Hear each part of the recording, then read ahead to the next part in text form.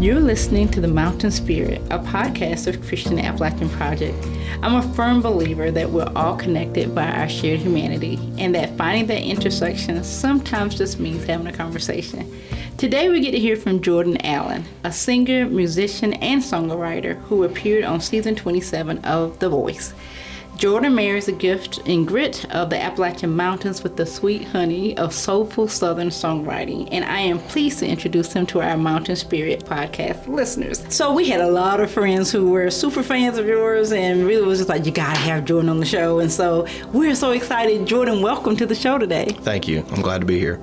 Awesome. So why don't we just start with the basics? Can you tell us a little bit about where you got your love for music and how was that nurtured for you when you were a kid? Yeah, sure. I just grew up in an old church that anybody could sing. They say, anybody got a special song? And so I kind of grew up seeing that you could just, that's your first stage is at church. And my dad was in bands in the 60s and 70s and kind of had a guitar out a lot and growing up playing like Secret Agent Man and Last Kiss, which Pearl Jam covered in the 90s. But then, I started playing guitar about 14 and singing about 15. And so the first times I really sang were kind of in church and was in the choral department. That was really big for me. But my parents were just really supportive, and there was stages in church, but you kind of had to make your own stages about that time when this was about 2010, 2011. Just kind of started with that. And at some point, I realized all my eggs were in that basket. Yeah. So that's what I went with. And so how do you think that your faith shaped who you are as a songwriter and the musician, and what role does that play in how you look at life? Yeah, it absolutely shapes it. I never wanted to be like a Christian artist because I don't feel like the songs that I'm sent are CCM. They're not praise and worship kind of things. I see myself in a lot of ways. I write church music for the unchurched, and there's a lot of avenues in my songwriting that I get to talk about my faith. But I think for me, it's just like I'm writing from the perspective of a Christian husband and father, and sometimes and I don't always write from a biographical standpoint, but I just write life the way that I see it, and I think that if you're walking with Christ, what comes out of you is going to be through a biblical lens, and I'm not perfect at it, but that's the way I try to do things. So tell me a little bit about your songwriting, and do you remember the very first song that you wrote, or like what it was about? I do. It's embarrassing. When I was in the 8th grade, my best friend moved schools, and I was really upset, and that was, I think, what my first song was about. Oh, but that's so sweet. Why is that embarrassing? That's a sweet story. It was just embarrassing because it was really bad, which everybody's first song is really bad, so that you got to get that one out of the way. There we go. So tell me then, can you share a little bit more with us? So later on you was doing songwriting, you became a part of the band. What was it like for you being the front man for the Bellwethers? Yeah, that just kind of came about in 2013. Let's see. I think it was 2013. There was a museum that hosted a songwriter festival called Gathering in the Gap. They still do that. It's in Big Stone Gap, Virginia. And I had played their coffee house a few times. They have like an open mic, and they asked me to play with the band. And they were like, it's a $200 slot. And I was 19. And I was like, I better not come just by myself. Like, golly, that's a lot of money. So I got some dudes together, and we were, I think, Jordan Allen and friends, but that was like the first Bellwether show. And then just kept playing with those guys probably for less than $200. And, just went on and did that. But I named it that just because, I was the one constant. We sometimes were a 4-piece, a 3-piece, a 2-piece, but I was always there. And then Bellwether, which, that I've kind of rebranded now. We don't do the Bellwethers thing anymore, but a lot of people don't know, where do you get that name? A long time ago, the Bellwether was the sheep that he wore a bell around his neck, and he was kind of in charge when the shepherd wasn't around. All the sheep kind of knew to follow that bell. And that's kind of how I felt. We're not the shepherd, but I feel like we're we're the sheep that kind of know, okay, we're following the shepherd. We know what he would want us to do, and hopefully we can put that voice out there and lead people to Christ in places that you're not expecting to hear the gospel. Yeah. Wow, that's deep. Love that, because as soon as you said bellwether, I was thinking bellwether, like they always talk about that in terms of politics. But what a powerful way of thinking of how you integrate your faith in your music, and thinking about the impact that has on your fans and folks who follow you, and seeing God work that out in your life and find that lane for you that is maybe a different path than maybe other people would take. That's pretty cool. Absolutely. So tell me about some of the memorable places you've performed, and why do those particular performances stand out for you? The Bluebird Cafe is always memorable for me. I don't know if you know the history of that place. No. It's in Nashville, Tennessee. It's it's tiny. And it was featured on that show, Nashville. I don't know if you remember that show. But so Garth Brooks heard The Dance for the first time in that room, written by a guy named Tony Arata. And in 2017, I got the first chance to play, 2017, I got the first chance to play on the Writers' Night, which is, they do 6 amateur writers is what they call it, and then someone who's had cuts and success, and so you're kind of on that stint. I did that from 2017 to 2020, and then COVID happened, and then they kind of laid off doing shows for a while, and I had my first show back there last night. And, oh, wow. And so I got home about 3 in the morning. But that stage in particular, there's so much history, and I don't get nervous. There's 2 places I've gotten nervous in the last 5 years, and it's the Bluebird Cafe is one of them. So that's a memorable thing for me. It's you can hear a pin drop, and there's people last night from London, England, Australia, Melbourne, Australia, wow. I think, and then I ran into somebody from Lexington actually last night too.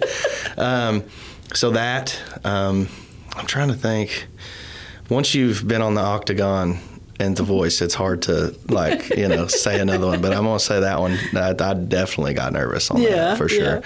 Yeah. And then I play bass with a guy named Nicholas Jamerson, who's from Prestonsburg, and I know I didn't know Nick Jamerson. He's amazing. Yeah. He's done a lot of things with Cap. Yes. So I've been playing bass with him since 2018, and I'll say a memorable stage that I played. I wasn't the lead singer, obviously, but I was playing bass. We did Master Musicians Festival in 2023. That was a huge crowd. It was crazy. So, I would say those are in my top 3 for sure. Yeah. What other place you haven't played but you would love to play? Red Rocks. All right. Yeah. Beautiful place. Absolutely. Yeah. Anywhere out west. I mean, I've done some stuff with Nick out west recently, and your backdrop and what you're seeing. Played at a vineyard in Camino, California, and behind us was just all the vineyards, and the sun was setting. And I feel like any outdoor venue out west is going to be pretty cool. Yeah. But I want to do that. Love to do the Ryman, obviously. And other than that, I'm pretty, I don't know, I'm just excited to see what God's got in store next. There you go. Mm-hmm. So tell us about, how did you go about getting connected with the Richard Lee Songwriters Festival, and what was it like when one of your songs was named the overall winner? Yeah, so my parents are from the southwestern tip of Virginia. It's a county called Lee County, and so Abingdon is where that festival is held. It's not far. So my mom is like the world's best iPad detective on songwriting stuff, and she's always sending me stuff. And she sent me this, and it's at it used to be held at the community college there in Abingdon, and she said, I really think you should submit for this. And I thought, well, okay, I'm probably not going to win, and submitted. And then I get a call a few weeks later, and it's from a guy named Emery Reed, who I ended up becoming really good friends with. He says, are you going to be at the festival? And I was like, yeah, I'm planning to come. And he was like, okay, are you going to stay? And I'm like, yeah, why? And he's like, well, you're one of the 3 that's being considered for the winner. So if you get picked to win, it's going to look bad if you're not there. And I'm like, well, yeah, definitely going to be there. And then kind of rolls around, okay, well, it's looking like you're going to be the winner. We want you to perform the song. And so got to do that. It was for a song that I really don't play out much anymore. It's just a totally different genre than what I do now, but it's called The Wanderer. And it was meaningful to me because there's a songwriter I mentioned named Tony Arata who wrote The Dance for Garth Brooks. Well, he he handpicked that song to win. I think it was between 3, and he said this one is written from a different perspective, and the guy that meant so much to me that Tony Arata said that about my song. And then just getting to perform it was awesome. I actually won a few things, but one of the things I won was being in around at the Bluebird Cafe with Richard Lee, Roger Cook. Roger wrote the Coke song, If I Could Give the World a Coke. Oh my God. Long Cool Woman, or what is it? How's that title? The Long Cool Woman in a Black Dress. The Hollies, I think, is who had that. And then I think he wrote some Don Williams songs. And then Keith Sykes was to the left of me. And he's written songs for John Prine. And so, they're going around, it's a writer's round, and they'll be like, I wrote this song, Crystal Gale called me, and then I'm like, my mom really likes this song. And, so it's humbling, but it was cool. I mean, I didn't care. I was happy to be there. But that was one of the coolest things that kind of came out of that, too. And just you go to dinner with all those songwriters, and you hear all those stories. And I'm a person who loves music of yesteryear. I think all my favorite records, for the most part, were made before 1980. And so, just hearing them talk about people that they knew and telling stories, and it was very meaningful to me, and it was cool. Yeah. So you already mentioned that you love songs from kind of back in the day. Absolutely. We know that on The Voice you did. Yeah.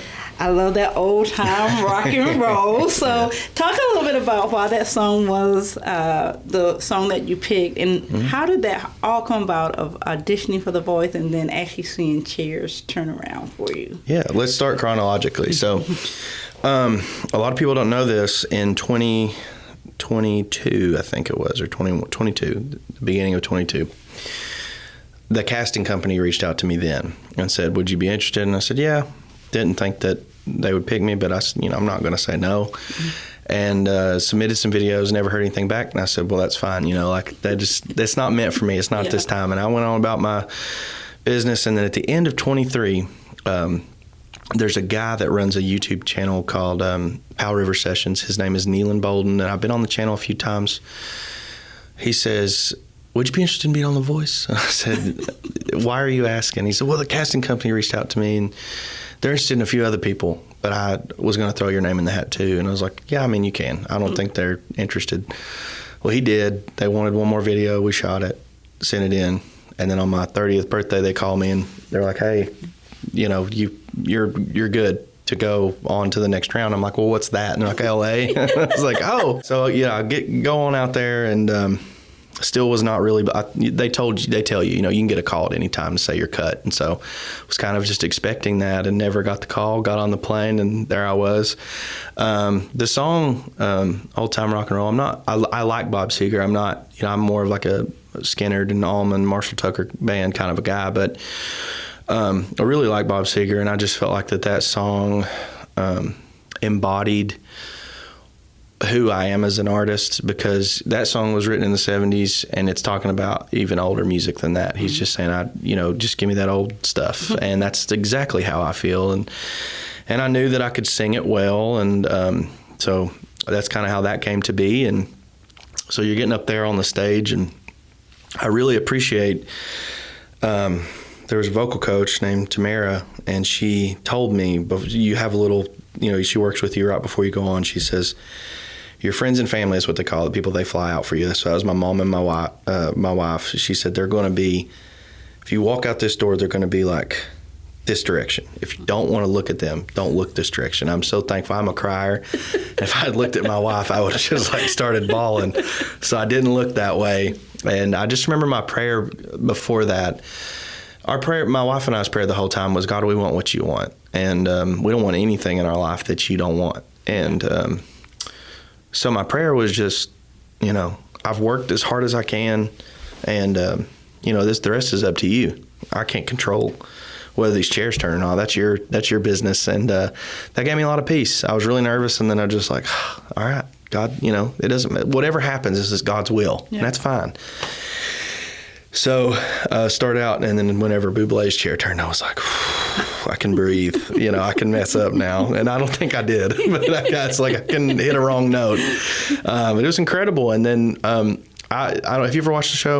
Okay. I'm a big fan. Okay, so Legend, he's very picky. Yeah. Right. And I was like, there's no way John Legend's going to turn from. I wasn't even considering it. And then he turns around and I was like, okay. Like, I know he's picky. And that's a good thing. And so when he turned around, I was just like blown away. So, yeah, I mean, that was a day I'll never forget. And we're coming up on. It was July 17th of last year, so we're coming up on like 1 year of that. And it was just a great day. I got to hang out with my wife and my mom after that. We went to In-N-Out Burger, and I'd never seen the Pacific Ocean, and we got an Uber to the wow. Yeah, none of us had. So we literally went down there for like 15 minutes just to look at it and feel it, and then it was great. So tell me, what did you feel like you learned from that, and what was inspiring to you about that journey, and what did you take away from that experience? Yeah, I feel like, you know, I've had some time to think about that, and you know, you get to work with your coach, but it's mainly working on that song. You know, once you're on the team, it's not necessarily vocal technique in that stage that I was in. It's more of like, well, how can you apply the vocal technique that you already have there? But as a whole, you know, I don't want to find validation in what man says about me, but on the same hand, it felt good to have industry professionals, you know, say, hey, like you're a professional too, and you're in this just as much. And so it's, if anything, it's been a confidence boost going forward. And I'll say, you know, being able to say what I'm worth for my family's sake, and because this is my primary source of income. I'm a real estate agent and I mow lawns too, but I'm on the road every weekend, and so it's given me just a validation to say, like, you know, I have done this, I have this on my resume, and you know, this is what I can do, and I'm very thankful for that. I'd say that was the biggest takeaway, is just knowing where you're at and where you can go if you just work hard. And I feel like I've worked harder than I ever have since airing on The Voice. It's not time to just be like, all right, you know, things are going to get handed to you. You got to work hard for everything. So, what new projects are you working on, and where can people find more about your music, or where you're going to be, so that they can maybe see you in person? Sure. So I mentioned, we talked about the Bellwethers, and that was, we put out our last single as Jordan Allen and the Bellwethers in October, and that was just kind of, for many reasons, kind of shifting gears. And so now, 2025 on, like, you can find a lot of music under Jordan Allen and the Bellwethers, 60 plus songs, 4 full-length albums, a lot of time and effort, and I'm really proud of that. But going forward, it'll all just be under Jordan Allen. And so this year in 2025, I'm releasing a single a month that started in February. So it'll be 11 songs by the time it's over. I don't know, we're talking about leading that to vinyl. With some unheard songs on that, but the music industry is, I mean, our attention spans are short now, right? And so it's singles driven. We put out a record in 2023, and I just felt like people didn't have the attention span to listen. And as much as I don't like that and fought it, I'm there now. And so that's what I'm doing, is just like releasing singles. Put out one called Way Down in LaGrange on July 9th, and the next single is going to be a cover of a Texas artist named Robert Ellis. It's a song, really sad song called Bottle of Wine. And I don't have a release date yet. We're still getting the master back, but that's going to be in August. And then I'm going to the studio at the end of this month to record the releases for October, November, and December, and then we'll have some to set on. So that's kind of what's in the works. After December, we'll either be announcing, hey, we're going to do a pre-order for vinyl, if you are interested in that, or we're going to shift gears and do something else. Stay tuned. We'll be right back. This summer, children face hunger with no school meals to count on. No food, no comfort, just hunger that won't go away. Thousands of children in Appalachia faced long days without a single meal. But your gift to Christian Appalachian Project can make a difference. You can help fill empty plates and restore hope. Give now at christianapp.org. So tell me, when you choose to cover a song, how do you go about choosing what song really speaks to you? In like recording or in a set? Because those are both. actually different. All right, let's talk about both. So if it's in a set, if I'm going to cover a song that nobody knows, it might as well be an original, right? I mean, you know, there's a lot of songs that I love that people are like, what is that? Where you get that from? Most of them. I don't listen to a lot of the music that I feel like everybody else does. So if it's in a set, I want to make sure, for the most part, I would say there's a few that I'm like, I'm just going to play this because I want to. Yeah. But it's most of the time going to be something that I know people can sing along to. Can't You See, Marshall Tucker Band, everybody knows that song. So you want to engage people and give them stuff. Some people will know your originals, but, you know, it just depends on where you are. Now, if I'm going to cover it, it's going to be a song that means a lot to me. And that specific song I was talking about, I've only put out one other cover that there's a songwriter friend of mine that's from London, Kentucky. He lives in Franklin, Tennessee now, but he had a lot of cuts in the 90s. But what I loved was his solo work. When there was this record that came out in 1979, and there's a song on it called Honky Tonk Nights that I've loved since I was about 16. I put that out in 21. So when it's down to songs that I'm going to release that I didn't write, they just have to mean something to me. And I feel like if they mean something to me, I'll convey them as if I wrote them. Yeah. And so like with Bottle of Wine, it's this a Texas-based artist named Robert Ellis. And it's just really, the original recording's piano and sax, and this is a 7.5 minute long, sad, slow song, right? That if you told that to an A&R person, I'm going to cover a slow 7, they're going to be like, don't do that. But I don't, you know, sometimes you have to say, I don't care. Yeah. And that's just one that I felt like we did acoustic and pedal steel. And it's just to kind of breathe a new life into it. And it's a song that I sang in my car for 9 years and just wanted to do that. And it was cool. I actually got in contact with Robert because of this. And he's heard the mix and he is a fan. And that's a full circle moment for me. There you go. So, awesome. Yeah. Okay, so tell me, what is your dream for Appalachian songwriters in the years to come? What's maybe unique or different about what Appalachian folks from the region bring to the songwriting profession and to the music world?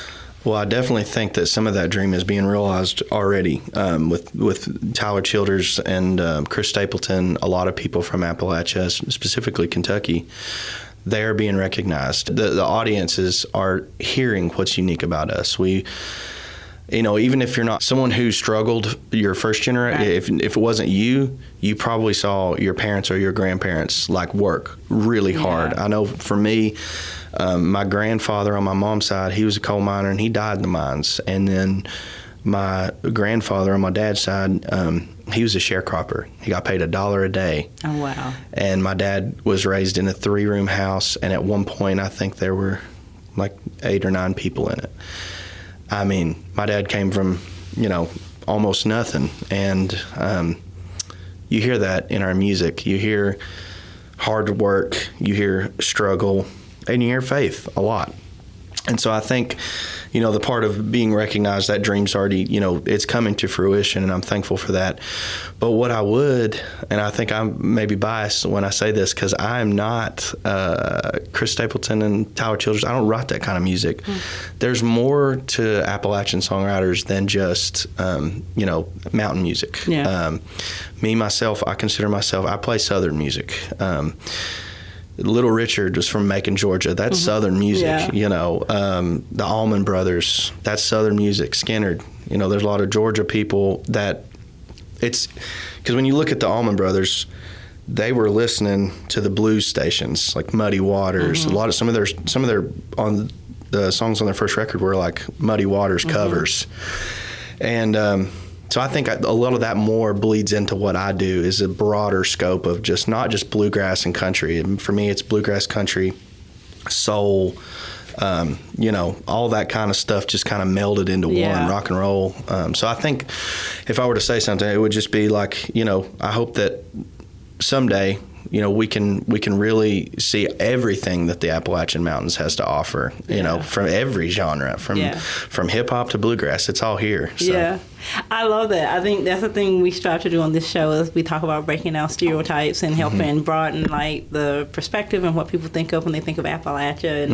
And, so I think that's an awesome point about the melding of cultures. And I think it's easy for people to kind of think of things being homogeneous, and you're like, yeah, no, you're going to see the food is the different cultures, mashed together, the people, like how we celebrate life together. It is so diverse here, and people, I think, from the outside don't realize it. But when you were talking about food, when you break it down into food, I was actually watching this video about fried chicken.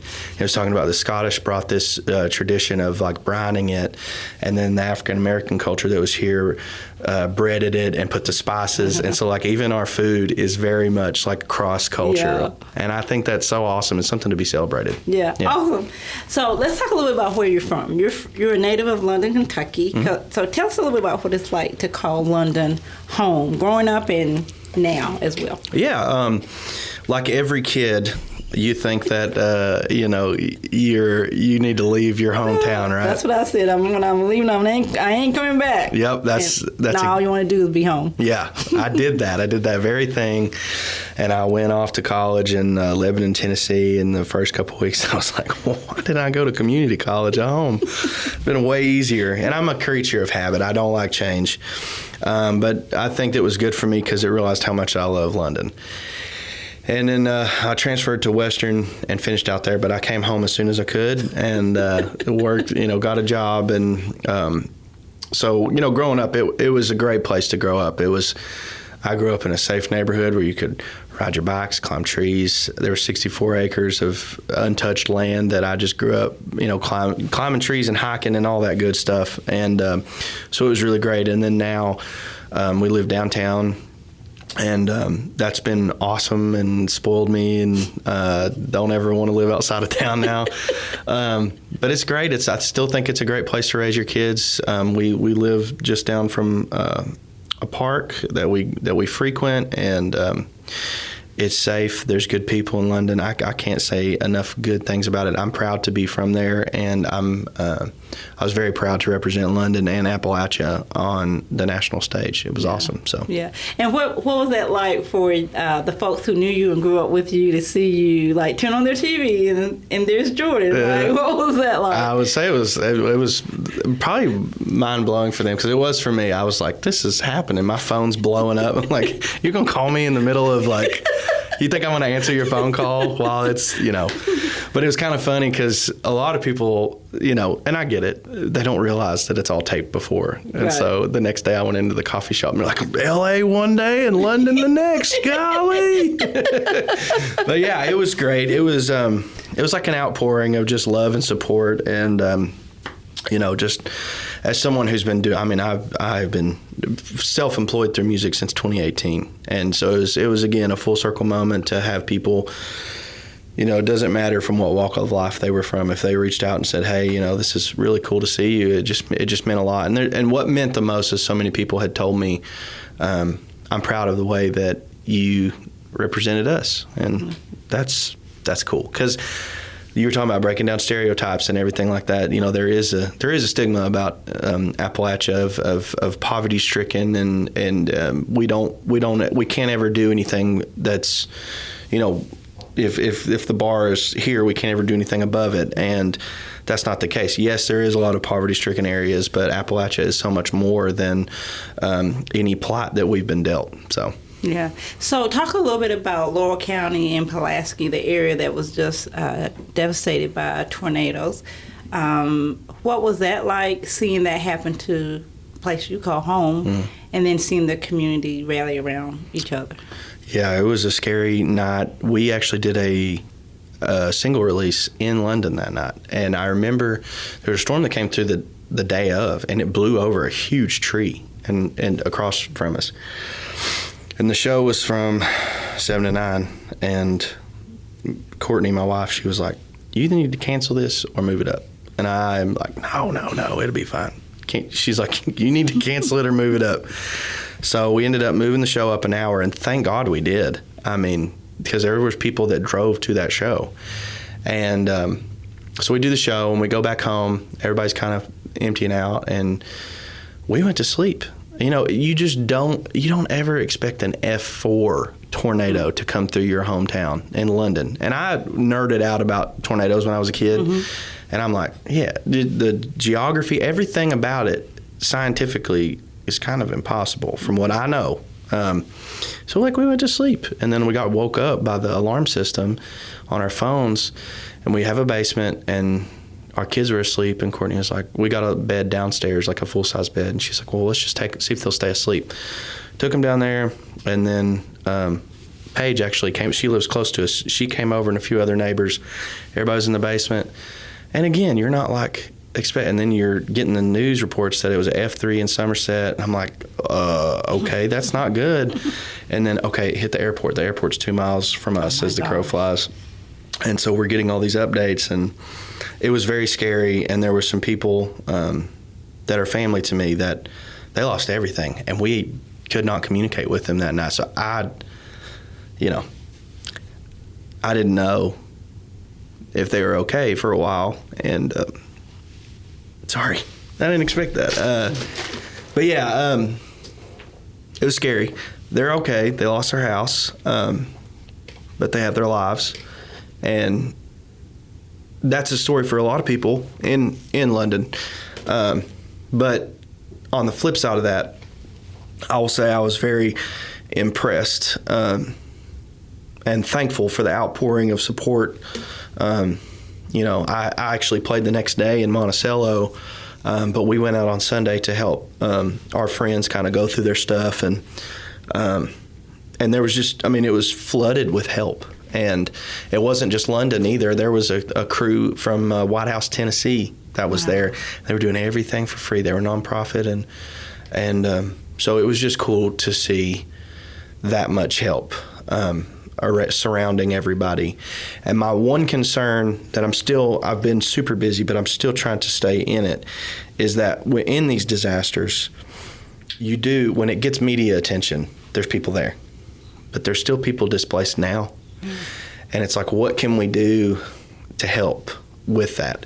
And I do think that is a church's, that's one of the church's responsibilities. And, my church specifically, we're trying to figure out how to meet those needs. But in order to do that, you have to be plugged in. That's the work that unfortunately, I see a lot of people, they just want to sit back and say, well, can we write you a check? Well, that's great, but to really know the person's needs, you need to be involved in their life. You need to be talking to them. You need to be there. You don't need to be sitting in the AC just right. That's great. I'm not knocking it, but I'm hoping that, and everybody that I know, they're okay. People that are in my immediate circle, but I'm sure there's people that I'm missing that, who knows? So I just think if you're listening to this and you're in that area and you want to help, the way that I know to do it is to go to places that I know that's affected and say, well, is there anything that you still need? And thankfully, I think a lot of it's covered. I actually just dropped off a bunch of stuff to the donation center in Mount Vernon. And, that was all in there. But that's diapers and stuff like that. But you just never know. So. Right. Yeah. It's good to, I think anytime we've seen, whether it's flooding or anything here in Kentucky, it's that spirit of folks, community, whether you're from that county, but everybody is like, how can we help? And you really do see, and I think you see it nationwide. We think a lot about divisions and things that are going on, but when a natural disaster, the whole country is like, how can we help? And I think we continue to try to educate people, remind people that when the news media goes away, as you mentioned, people still need help. Like, just because now we're talking about another situation, another place, those families, maybe sometimes months or years, that people are still displaced and trying to get their lives back together.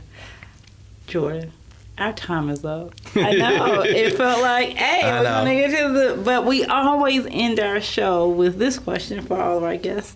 The mission statement of Christian Appalachian Project is building hope, transforming lives, and sharing Christ's love through service in Appalachia. Hope, transformation, love, and service. Which one resonates with you the most when you think of Appalachia?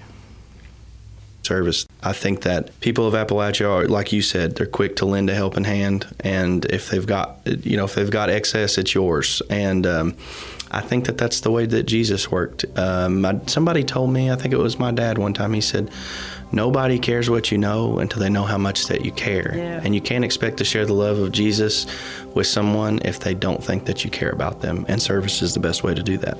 Awesome.